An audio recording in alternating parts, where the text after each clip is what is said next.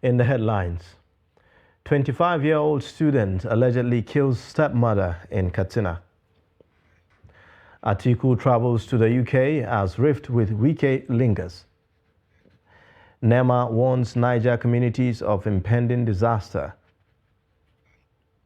Away from Nigeria, Putin signs decree to increase size of Russian armed forces. Hello and welcome to Trust News Update. I am Ayuba Ile. Thank you for joining.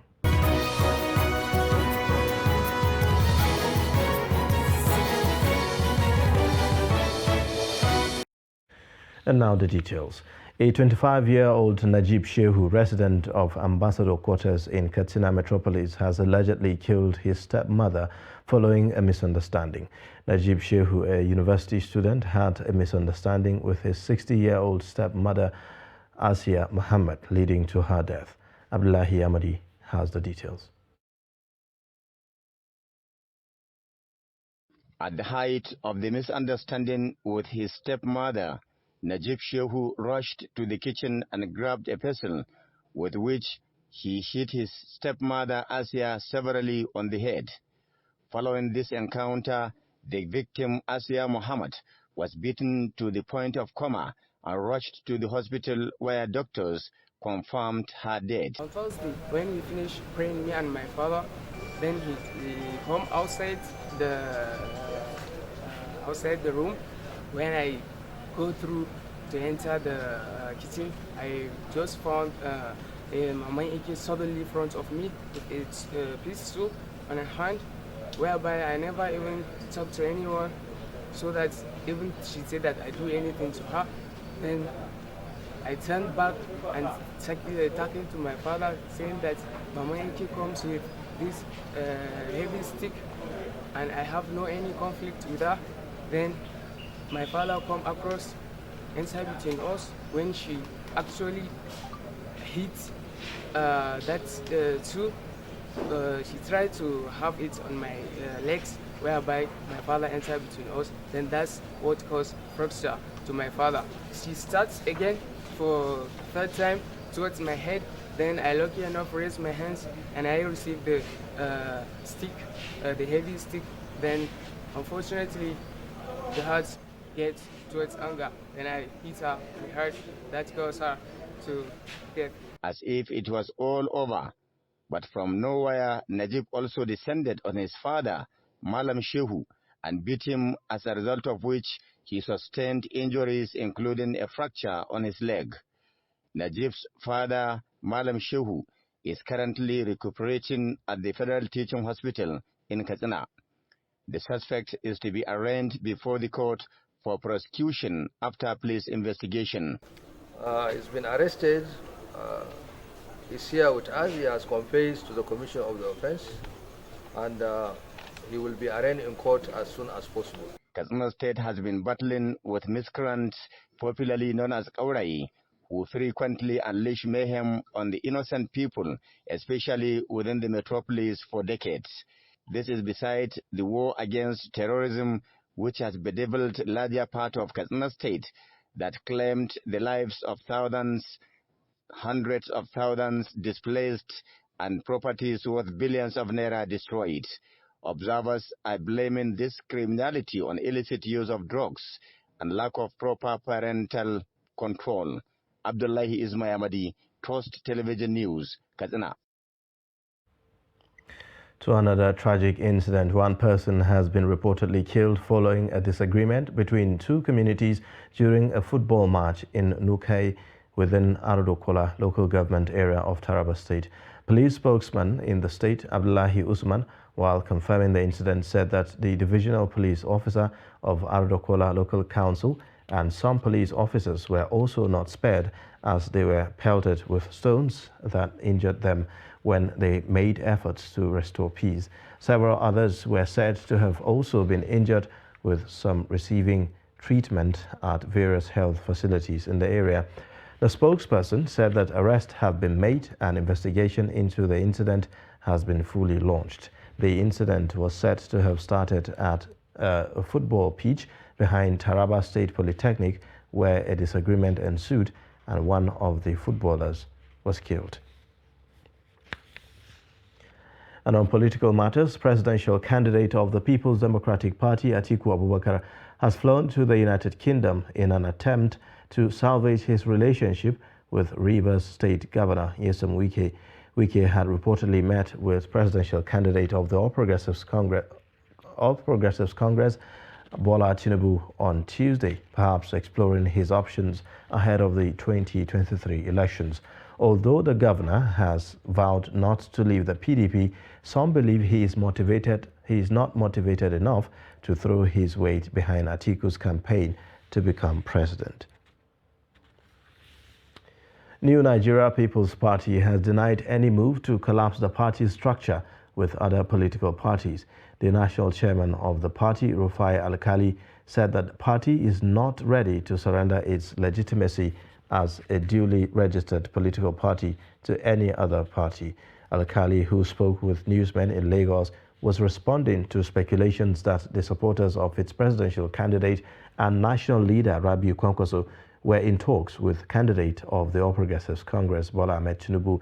The NNPP chairman said that the room for mergers among political parties had already closed, citing the rules and guidelines for the 2023 general elections released by the Independent National Electoral Commission. Speaking on the recent defection of former Kano State Governor Ibrahim Shekarau from the party, Alkali said that the party respects his decision but will not be dragged into any controversy. They are popular. Why are they fighting us? Exactly. If not they are popular, why are they fighting us? That's the most important thing. They shouldn't fight us. This is democracy. That's the reason why the government provided so many platforms for people to contest. It's all about interest. So if the reviews are not good, then fine and good. They will come and take away the government from you. And then we give people what they wanted. Yeah. That's exactly what we're saying. And apart from that, Kwankwaso has been to Nasarawa, he has been to Kaduna, he has been to so many states. And we accompanied him. And we have never seen such a nature in all the states. We have never seen it. I want to tell you that all the political parties here are having their party secretariat in residential area. Take a look at the party secretariat in the APC. It is situated along Jerry House. It is a residential area. The party secretariat of the PDP is also located in a residential area. The police in Borno State have sealed the secretariat of the state chapter of the New Nigeria People's Party. The incident happened in the early hours of Thursday when dozens of policemen stormed the NNPP secretariat along Abaganaram area of Maiduguri. As at press time, there was heavy police presence at the office. Meanwhile, the NNPP candidate for Borno Central Senatorial District, Atom Magira, told Daily Trust in a telephone interview that he was arrested by the police when he visited the party secretariat to confirm the sealing of the party office. Reacting to the incident, the Borno State NNPP governorship candidate Umar Alkali and the state party chairman Mohammed Mustafa alleged that the move is a calculated attempt to thwart the expected visit of the presidential candidate Rabiu Kwankwaso for the commissioning of the secretariat on Saturday. Kogi State Judiciary has uncovered 268 ghost workers on the payroll of the State High Court. The chairman of the Staff Verification Committee, Justice Mohammed Esu Umar, disclosed this on Wednesday while presenting the report to the acting Chief Judge, Justice Josiah Majebi, in Lokoja. Justice Umar said that the malpractice had led to an astronomical increase in personnel emoluments, representing a 40% increase in personnel cost. The committee also recommended the termination of all illegal appointments into the services of the Kogi State Judiciary between January 2021 and June 2022. In his remarks, the CJ said that the assignment will be a continuous exercise to ensure due process and diligence in staff recruitment and administration. He promised to implement the recommendations of the committee without delay. Media practitioners in Benue State have commended the contributions of the profession to national development, giving an objective assessment of the practice vis-à-vis some of the challenges practitioners face in the discharge of their duties. They say that they are pleased with the impact of the profession on Nigeria. The report. According to a media consultant, Emmanuel Ohiomekari, journalists are doing well despite limitations and frequent attacks. The media in Nigeria is doing enough within their limits.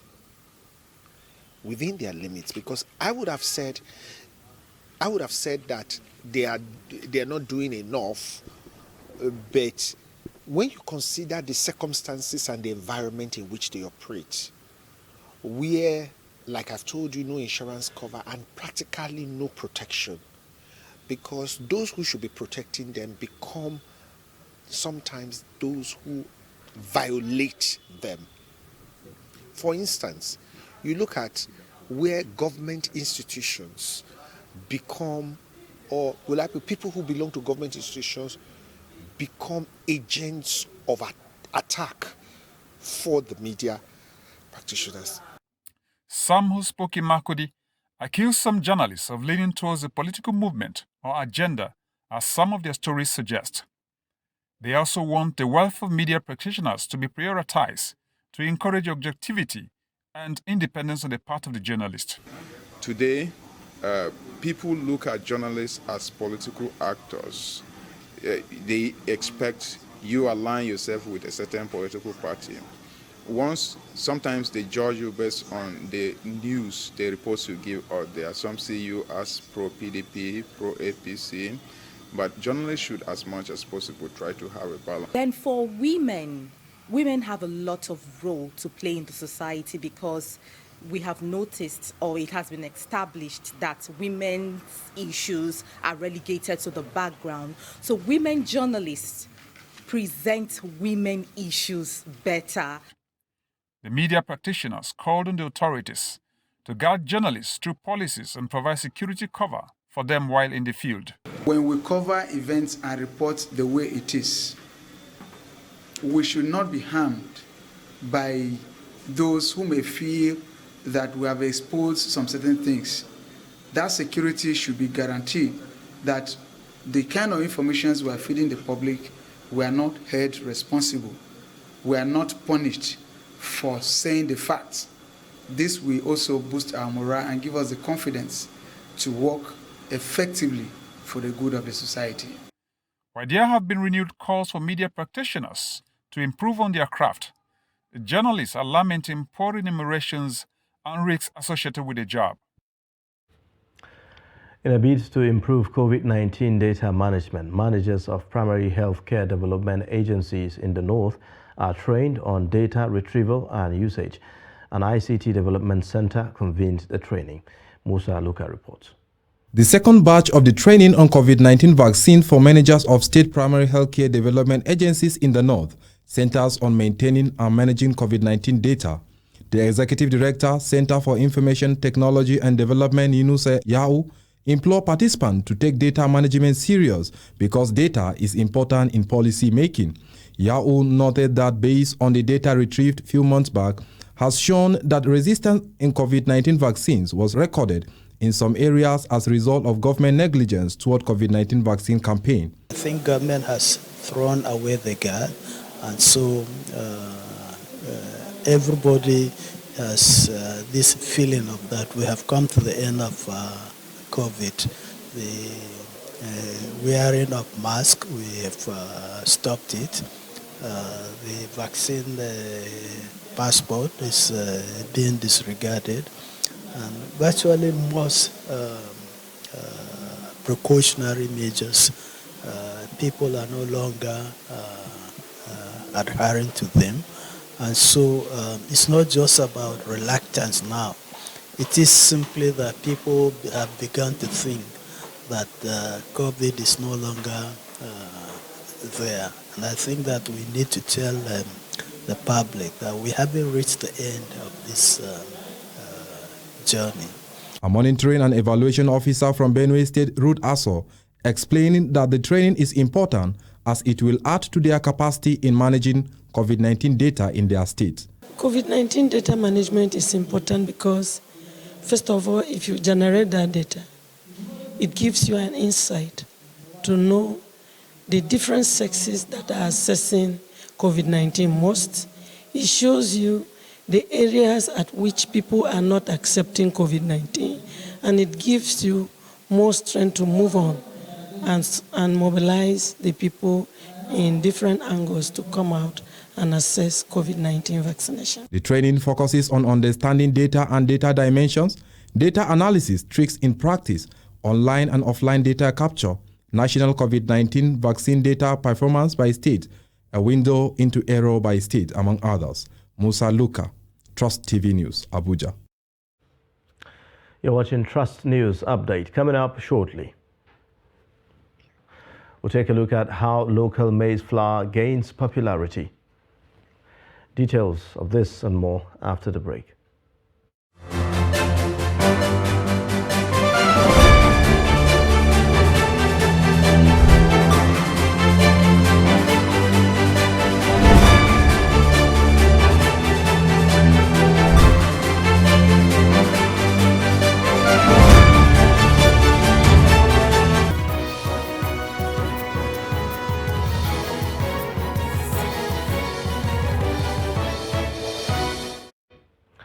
Welcome back. Here is a reminder of our top stories. 25-year-old student allegedly kills stepmother in Katsina. Plus, Atiku travels to the UK as rift with Wike lingers. In other news, the National Emergency Management Agency has warned riverine communities in Niger State to begin to move to safer places and clear drainages for free flow of water due to impending floods. The head of operations, NEMA Niger State Office, Zainab Saidu, said in a statement in Mina on Thursday that it was expedient for members of riverine communities to begin to move to higher grounds due to the consistent rainfall, which will increase the water levels of different rivers across the state. Saidu noted that the call also became necessary following the 2022 seasonal climate prediction that forecasted normal to above normal amount of rainfall across the country. She appealed to the farmers in the areas to be guided by the statistics to avoid loss of wealth and livelihoods, saying that NEMA will continue to sensitize people on the risk around them to save lives and property. As part of efforts to prevent and control floods around Patigi local government area of Kwara State, the Hydroelectric Producing Areas Development Commission has flagged off construction of 570-meter drainage dikes, erosion control works worth 212 million naira at the Patigi General Hospital in Kwara State. Speaking at the event, the managing director of the commission, Abubakar Sadiq Yelwa, said the commission has been tackling ecological problems, especially prevention and control of flood and other environmental hazards. The report. The Hydroelectric Producing Areas Development Commission was set up by the federal government to control erosions and floods across 5 endemic and flood-prone states in the country. As part of their mandate, the commission is set to construct drainage that may serve as erosion control around General Hospital in Patigi local government area of Kwara State. It should, however, be stated that drainages and dikes hardly endure without proper maintenance. One of the major things that government face in terms of infrastructure development is the tendency of people to reverse the efforts, either through lack of maintenance or even through outright abuse and destruction. It is common in Nigeria to see people dumping refuse in drainages. The 212 million naira worth erosion control project, according to the managing director, are of strategic importance to the commission as lack of drainages and dikes can multiply chances of flooding.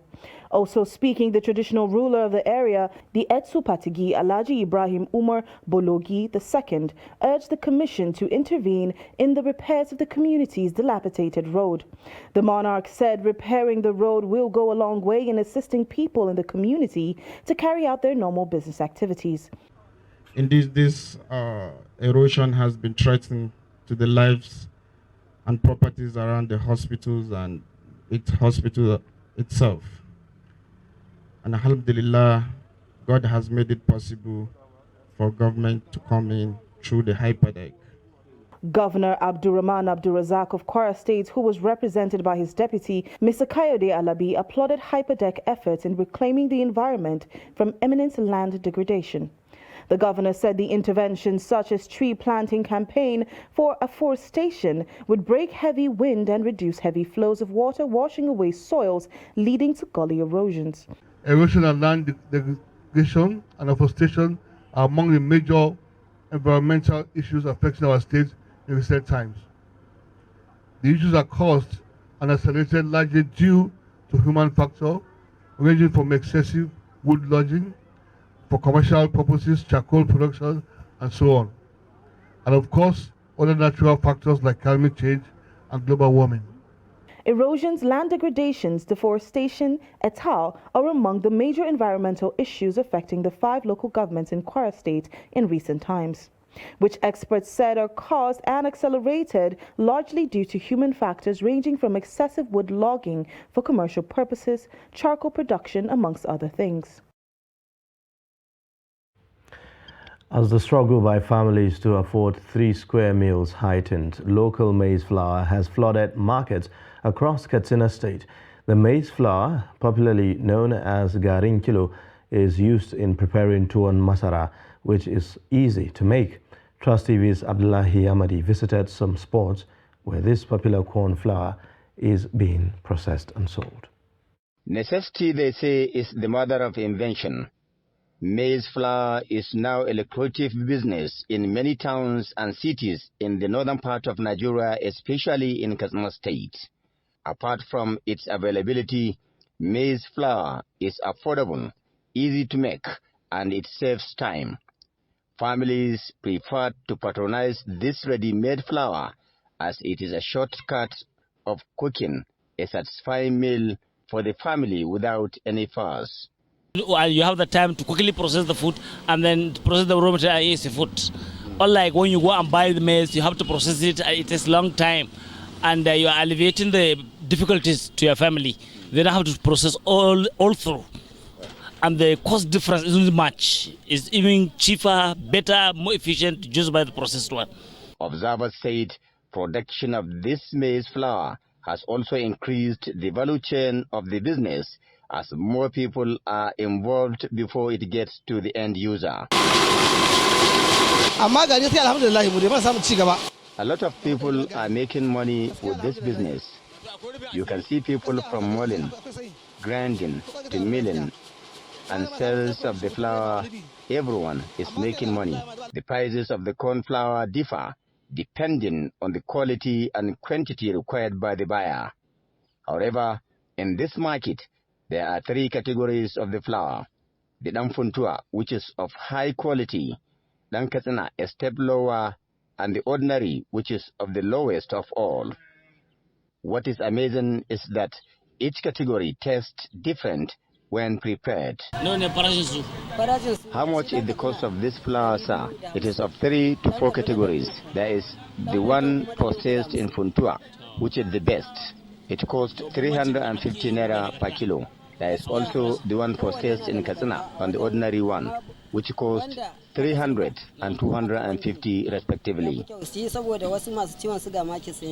Traders are, however, making a brisk business here, being a popular meal and affordable, and is eaten by almost every family. With the projection of imminent hunger by the World Bank, people are calling on relevant authorities to check the rate at which inflation is raking the already fragile economy of the nation. Abdullahi Ismail Amadi, Host Television News, Katsina. And away from Nigeria, Russian President Vladimir Putin has ordered the Russian military to increase its number of soldiers by 137,000 to a total of 1.15 million servicemen amid Moscow's military action in Ukraine.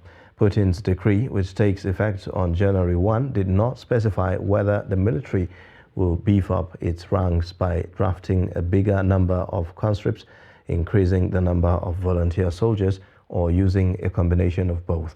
The decree issued on Thursday will boost the overall number of Russian military personnel to 2,039,758. including 1,150,628 servicemen.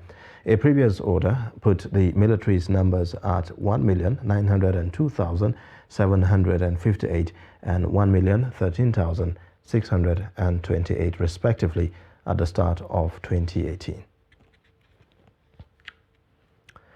And in sports news, Swedish top-tier side Elfsborg have confirmed the signing of Kenya international Timothy Noah Oma from Football Kenya Federation Premier League side Nairobi City Stars.